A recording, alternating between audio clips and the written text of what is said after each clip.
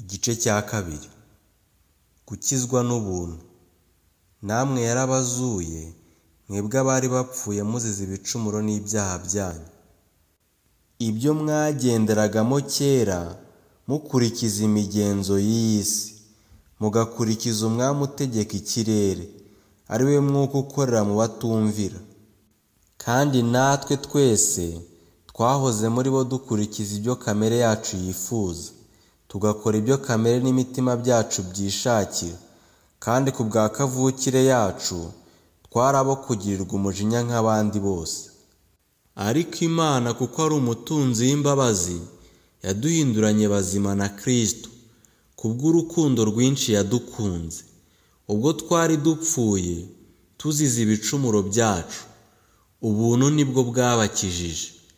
Nuko ituzurana nawe, itwicaranya nawe mu ijuru, mu buryo bw'umwuka turi muri Kristo Yesu, kugira ngo mu bihe bizaza izerekane ubutunzi bw'ubuntu bwayo buhebuje byose, itugirira neza muri Kristo Yesu.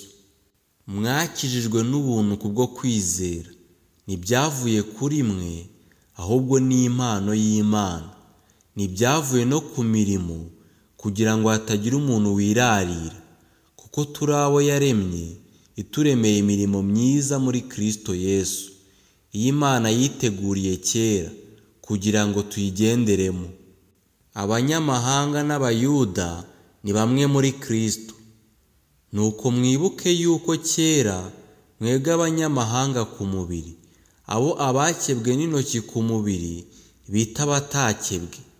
Mwibuke ko icyo gihe mwari mudafite Kristo, mutandukanijwe n'Ubwisirayeli, muri abashyitsi ku masezerano y'ibyasezeranijwe, ari nta byiringiro mufite by'ibizaba, ahubwo mwari mu isi mudafite Imana rurema.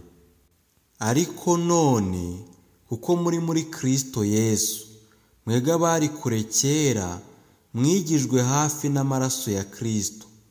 Uwo ni we mahoro yacu, kuko yahinduye twebwe ababiri kuba umwe, akuyeho ubwanzi, ari bwo rusika rwari hagati yacu rutugabanya. Amaze gukuzaho amategeko y'iby'imihango mubiri we, kugira ngo bababira barememo umuntu umwe mushya muri we, ngo azane amahoro atyo.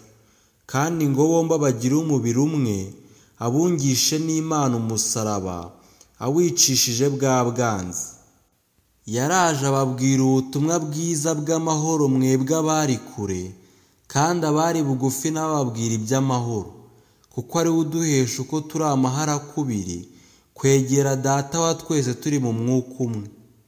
Nuko ntimukiri abashyitsi n'abasuhuke, ahubwo muri ubwoko bumwe n'abera, ndetse muri abo mu nzu y'Imana, kuko mwubatswe ku rufatiro rw'intumwa n'abahanuzi, ariko Kristo Yesu ni we buye rikomeza imfuruka.